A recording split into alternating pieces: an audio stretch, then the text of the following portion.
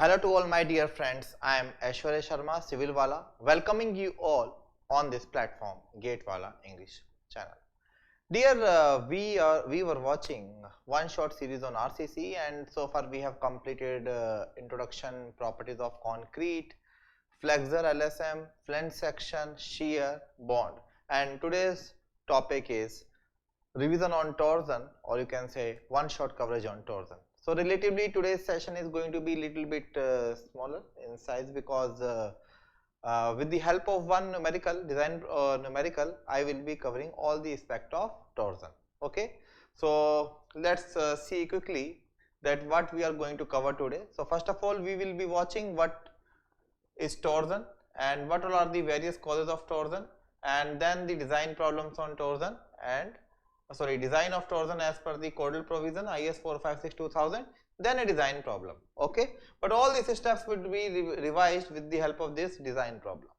Okay, so what is torsion here? So torsion is actually generally you study take this topic under the strength of material, and you apply torsion in your shaft. Okay, so due to torsion in a shaft, you apply simple torsion equation, that is T over IP or J is equal to G theta by L is equal to tau by R, just like your simple bending equation.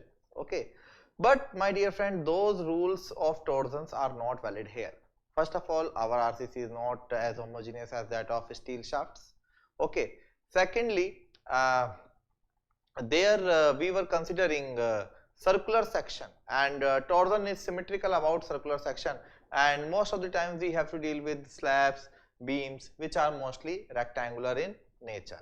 So we would be following some codal provisions. Based on that, we would be converting our torsion into the component of flexure as well as shear. Accordingly, we will be designing our section. Okay, so first of all, let us check what all are the various causes of torsion in our system.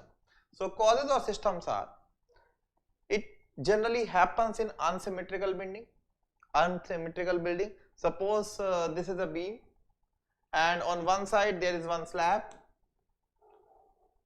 and on another side there is another slab, and let's suppose the weight of one slab is more than that of another. So now this orange portion is beam will be trying to twist.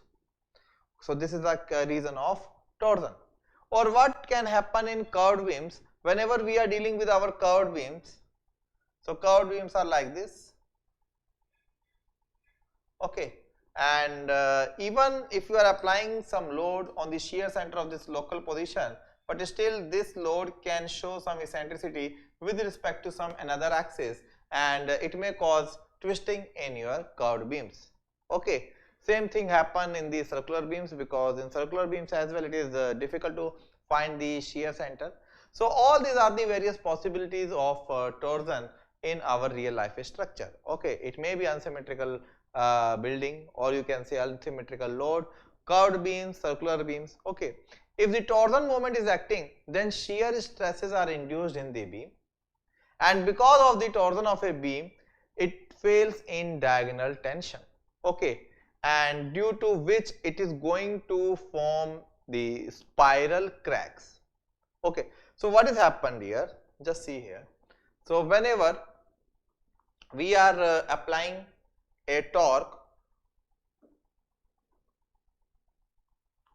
over a circular shaft, so as per the principal stresses, so the direction of cracks, it will be like this.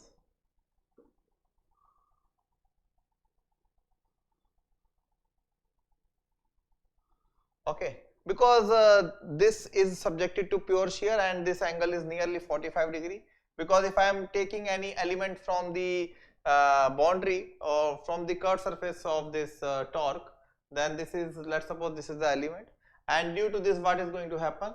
The shear stress will be acting like this, and it is a pure shear condition, and due to this pure shear condition, what is going to happen? You can see that the principal stresses due to this pure shear conditions, one would be sigma x plus sigma y by 2, which is 0 here, plus minus under root sigma x minus sigma y by 2 plus tau xy square, and you can see sigma 1 comma slash 2 is going to be 0 plus minus tau.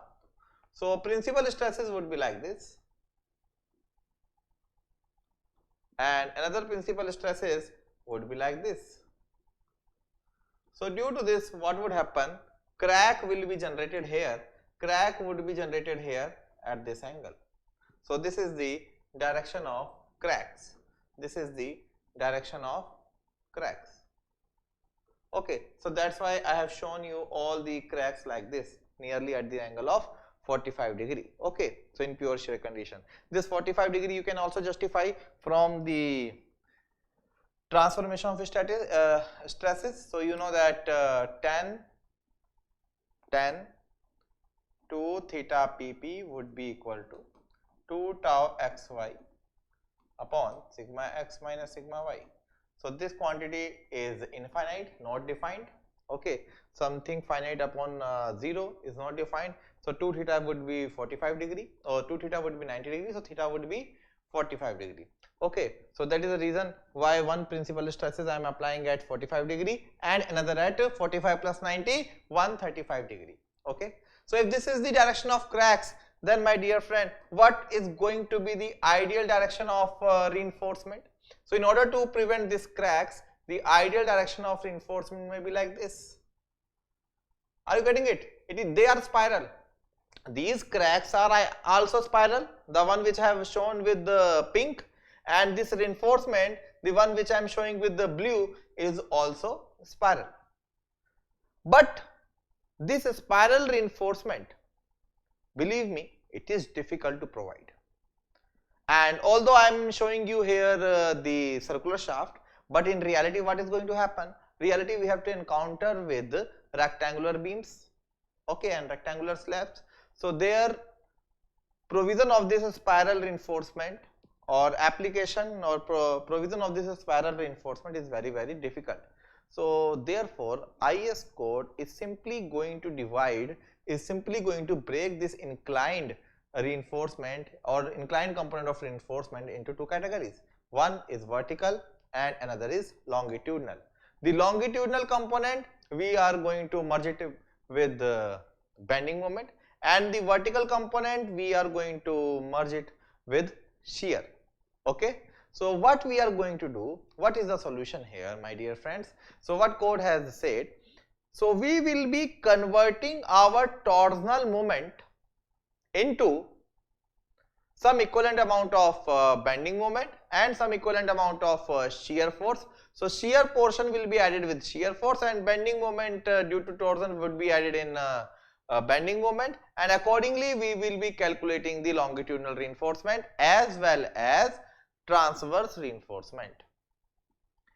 Friends, we also have interrelation between how to convert torsion to moment and torsion to shear in strength of material, but again I am saying those guidelines will not be allowed here because that is a case of homogeneous beam, but here we are dealing with a non-homogeneous material as well as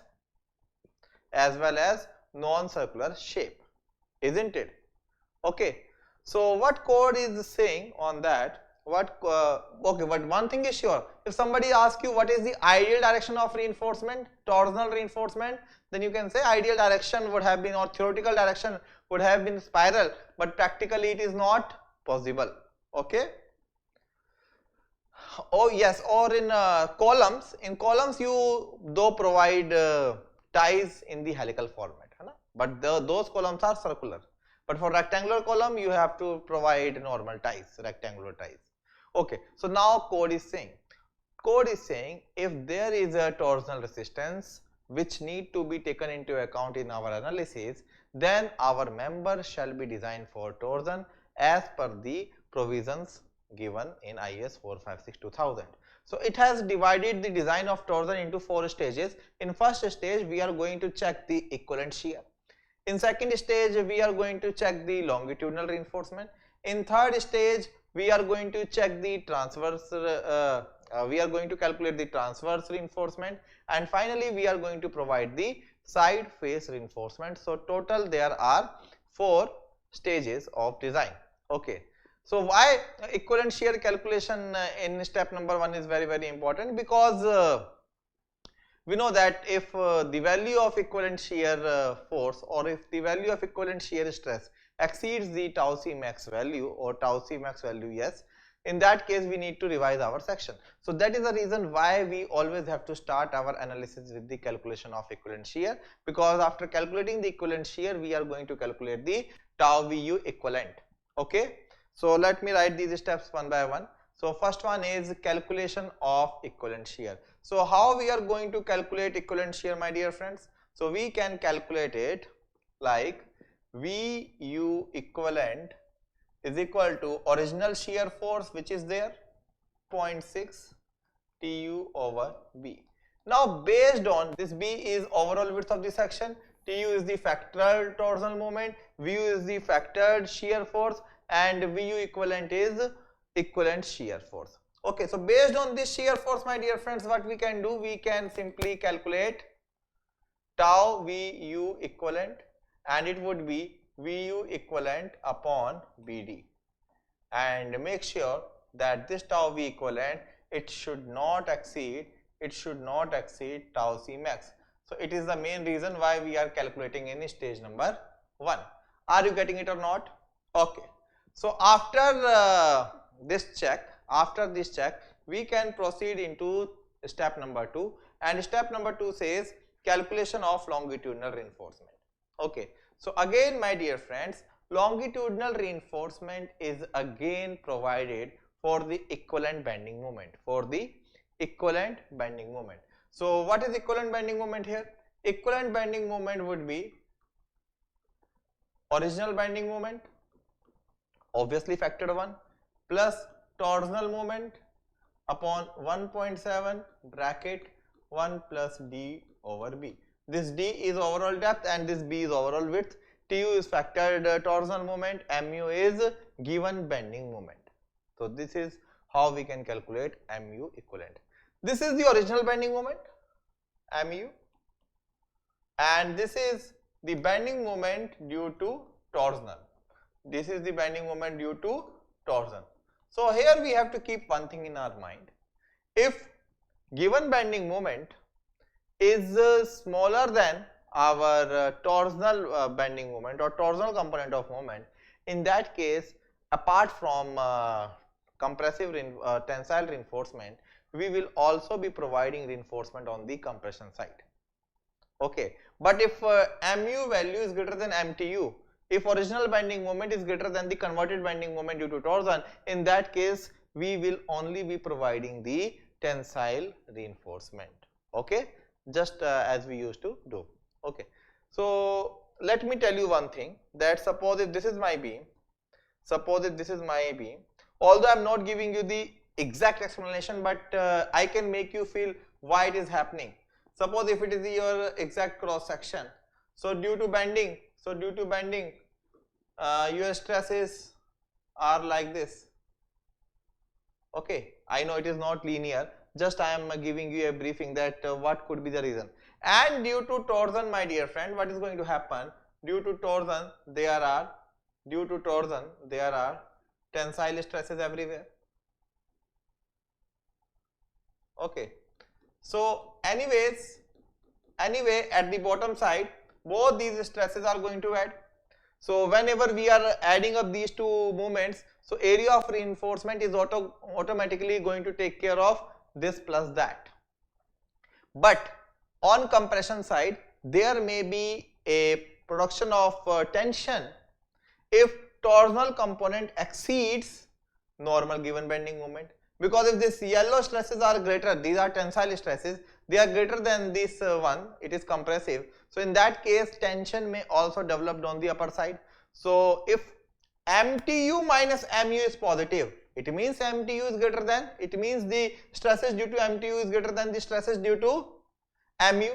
So in that case, for the difference of these two, we will be providing a tension reinforcement on the upper side, and normally when you are looking at from outside, you will be observing that yeah, these are compression reinforcement, okay, because on the compression phase, because that you need to provide on the compression zone, okay. So if what I want to say, if mu is greater than mtu, then we will be providing area of tensile reinforcement here at the bottom side. If mtu is greater than mu, then this tensile reinforcement we will be calculating, but apart from that also we are going to provide an additional reinforcement on the compression side, okay.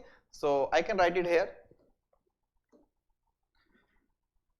So here case 1, if mu greater than mtu, then what we can do, we can find the area of steel as per 0.5 fck upon fy bracket 1 minus under root 1 minus 4.6 mu equivalent upon fck bd square into bd, obviously valid for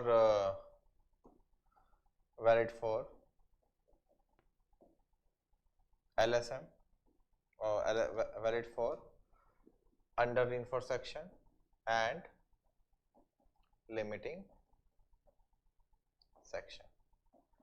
And similarly if mtu is greater than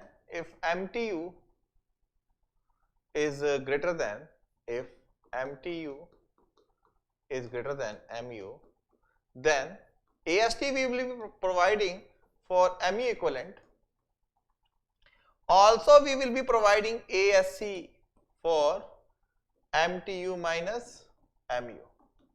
I have given you the logic for this, okay. So whatever is the difference between mtu minus mu, for that you are going to provide ASC.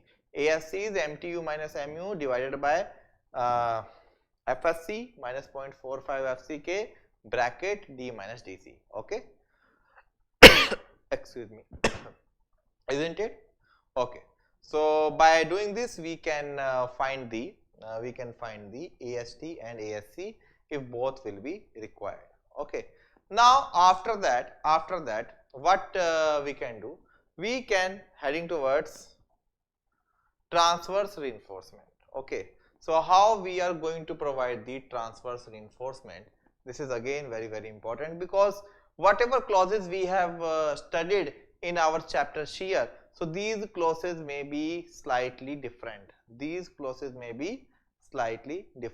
So if you want me to write the all clauses of transverse reinforcement, then I will be saying that transverse reinforcement, okay, after assuming assume ASV, you know how to assume ASV. So what guidelines I have given you? Assume 2 lakh data so most of the time it is going to work for us, okay. But my dear friend, other than that, while calculating spacing in transverse reinforcement, most of the provisions are that only, but design provisions.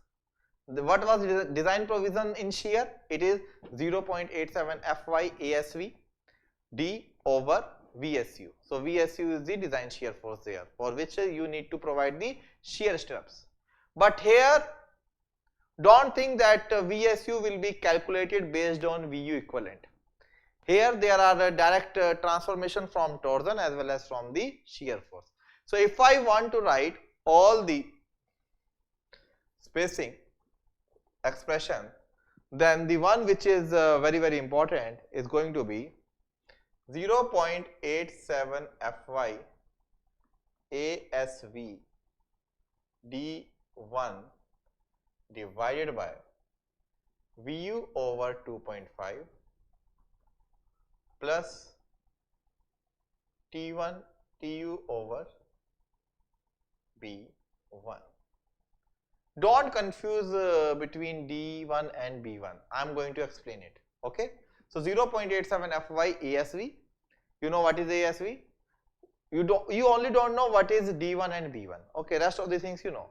VU is original shear force, it is not the equivalent shear force. Tu is original torsional moment. It is not the total component of torsional moment. D1 and B1 is pending on me, so I will explain it. Okay. So rest of the clauses are same. Rest of the clauses are same. One minor difference is there.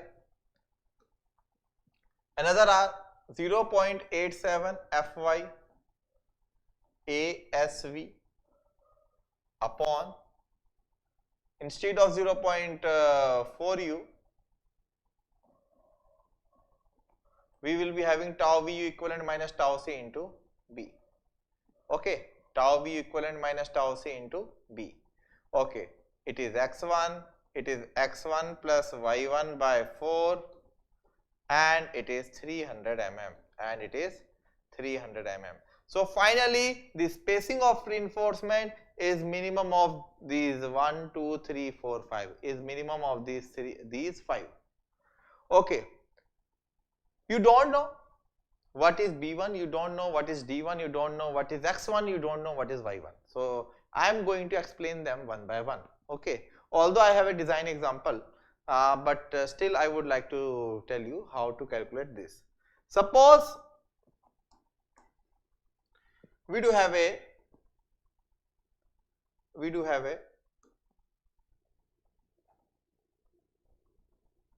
shear stirrups like this. Okay,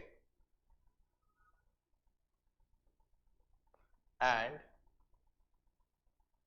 this is my rectangular beam, and this is my rectangular beam. Okay, let's suppose there are some bars on the tension side,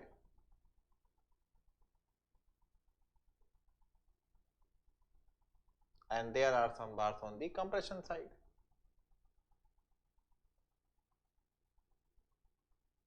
Okay, so this is B, this is B, and this is D. It is quite clear. Okay, this ASC, it may be from design point of view if MTU is greater than MU, or if that is not required, then at least we need to provide here 2 bars. These are also known as hanging bars because they are going to hang or hold your shear stirrups. Okay, so let's suppose it is a 2-legged 5 mm. It is 2-legged 5 mm stirrups. So friends, you know what is D1? You know what is D1? So what is D1 here? D1 is going to be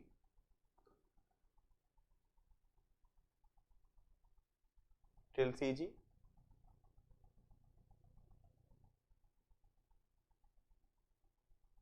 Okay, this is D1.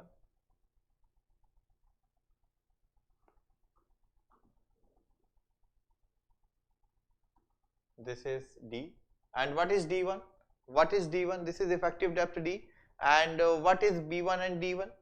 So B1, D1, X1, Y1 are the distances in X direction and Y direction respectively. Now the question is from where to where is B1 and from where to where is X1? From where to where it is D1 and from where to where it is Y1. Okay. So B1 and D1, for B1 and D1, we are going to take reference from the CG of the tensile reinforcement or compressive reinforcement. If I want to show you B1 value, then it is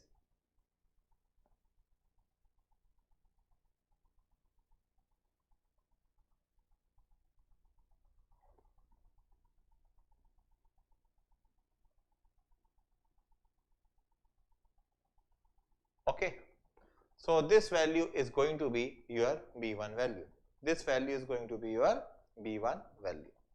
Similarly, if you want to find the value of this center to center, it is going to be your D1 value. It is going to be your D1 value. Afterwards, if you want to calculate it from CG of the tensile reinforcement of shear stirrups, sorry, CG of the shear stirrups, then this value is X1, and similarly this CG could have been more thicker. this is y1, this is y1, okay, and up to this point it is d1. Ignore this portion, ignore this portion,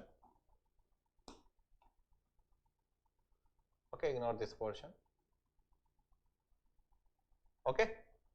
So this is effective D, also ignore this is effective D, and this is y1 from top CG to bottom CG, and for this stirrups, for center of this stirrups and center of this stirrups, it is x1, and from this to this it is y1, and center of the tensile reinforcement to center of tensile reinforcement is b1, and center of the compression reinforcement to center of the tensile reinforcement is d1.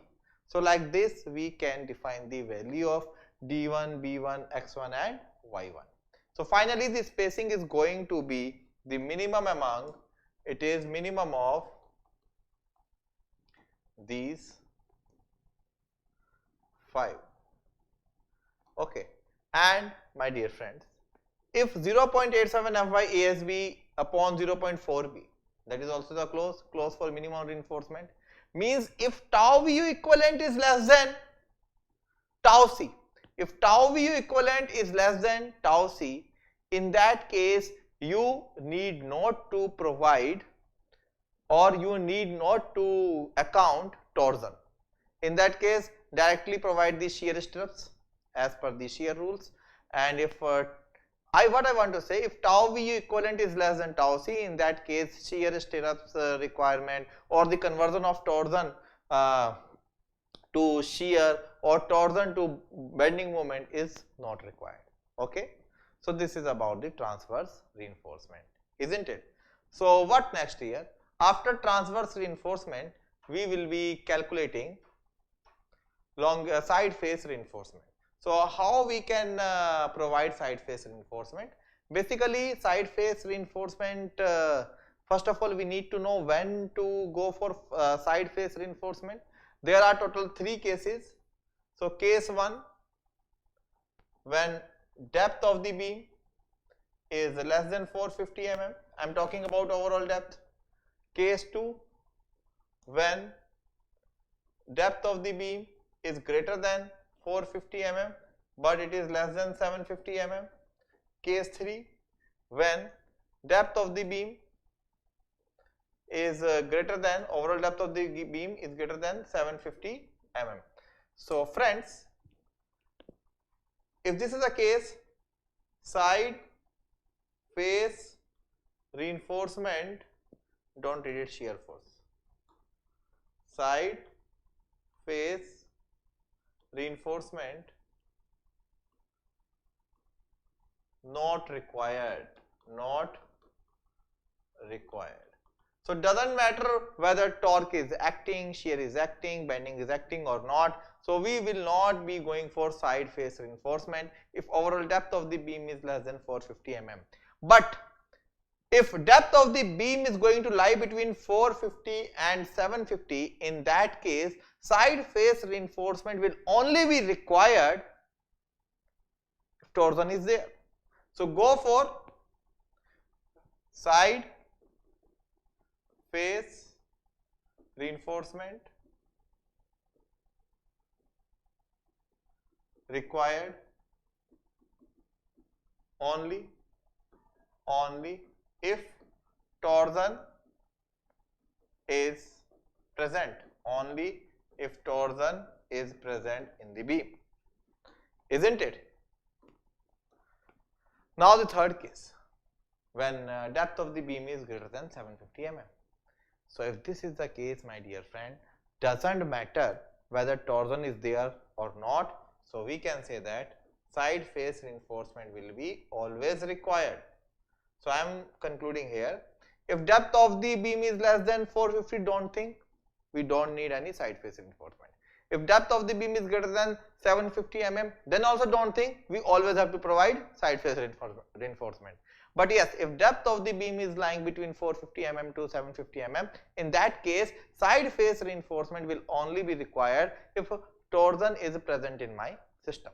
Now the question comes, what is the quantity of side face reinforcement? So area of steel required for side face reinforcement is 0.1% of web area. It is 0.1% of web area, isn't it? It is 0.1% of web area, or you can say effective area. Are you getting it or not? So that is the case. And one more important thing. So this area to be distributed equally on both faces. On both faces, we have to distribute it equally. Okay, we have to distribute them equally on both faces. For example, we are getting the number of bars, let's suppose of 6 mm or 8 mm as 4 point something, 4.3. So normally we round it off to 5, but this time we are going to round it off to 6 because we have to give a symmetrical arrangement, 3 here and 3 there. And where they need to be provided?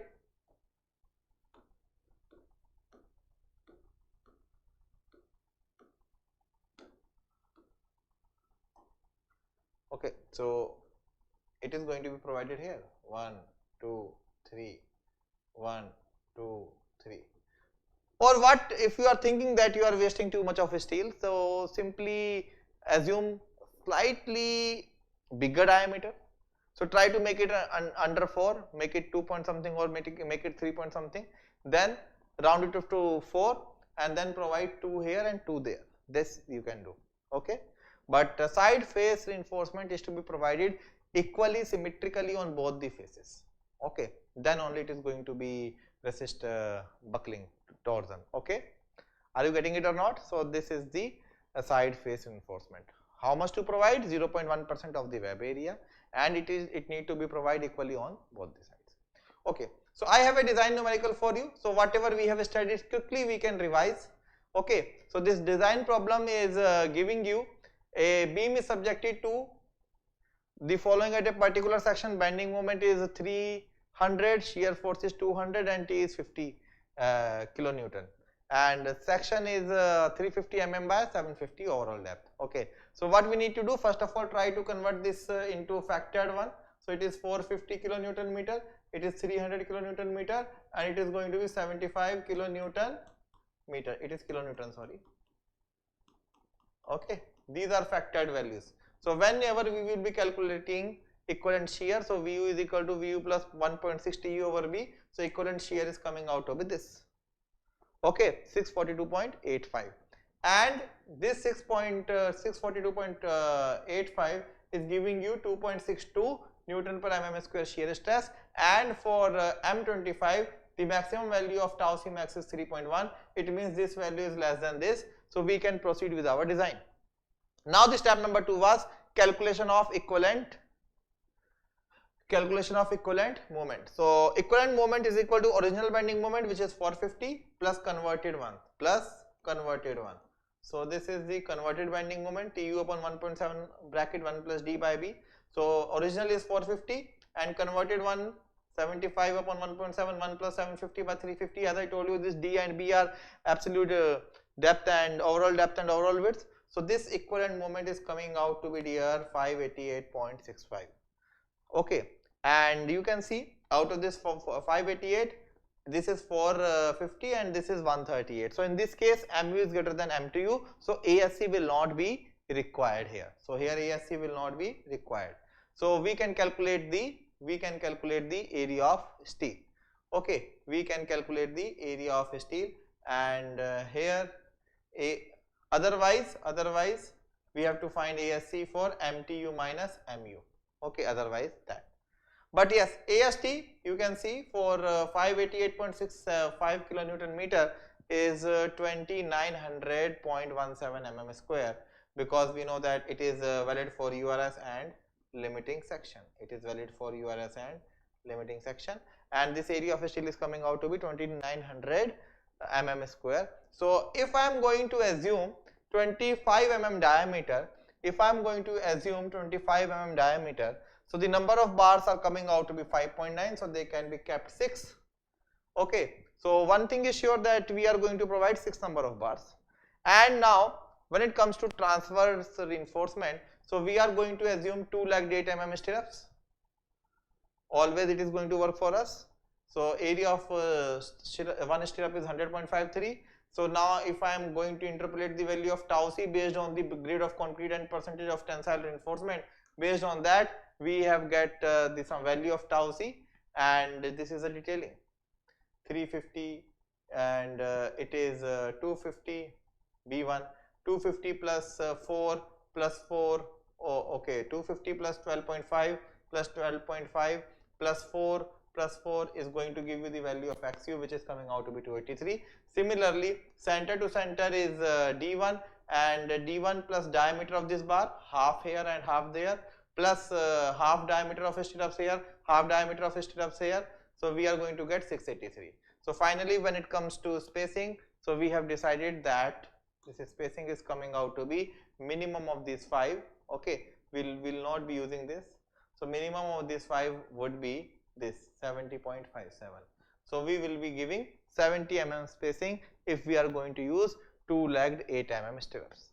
Okay. So all the calculations I have shown to you. Normally students commits mistake in calculating TU over V1 plus V over 2.5. So make sure that if TU you are putting in a Newton mm, then put the value here is meter, so that Newton and Newton can be added together. Okay. So don't be confused here. Some of the students are putting it in 75 and some are putting it 0.35. Okay. So make sure that if in numerator the value is in Newton per mm square and this is in mm square, so numerator is in Newton. So make sure denominator is also coming in terms of Newton. Okay. So basic dimensional knowledge. Okay. So 70 mm we are going to provide. Okay. Calculated by considering 2 lagged 8 mm stirrups. And when it comes to side face reinforcement, so you can see that here the torsion is also provided and depth is also 750. So 1% of the web area we are going to provide. So it is coming out to be 262, and the number of bars, if we are assuming 10 mm diameter, then the number of bars are coming out to be 3. So we can provide 4. So 2 we can provide here and 2 we can provide here. Okay, these are 10 mm, these are 10 mm diameters, these are 25 mm, these are 25 mm. Okay, it is also written there. It is 8 mm, it is 8 mm vertical stirrups. Okay, getting it or not? Is it clear? So this is the complete design problem. Okay, so calculations I have already done for you, because whatever steps I have explained, so same thing I have done here. Okay. So dear, that's all from this session. So torsion is completed from my end. So if you are comfortable with this design problem, then all the problems, relevant problems, you can crack. Okay. So let's keep up to here only. And on next session we will be covering slab. Okay. Okay. Thank you. Bye bye.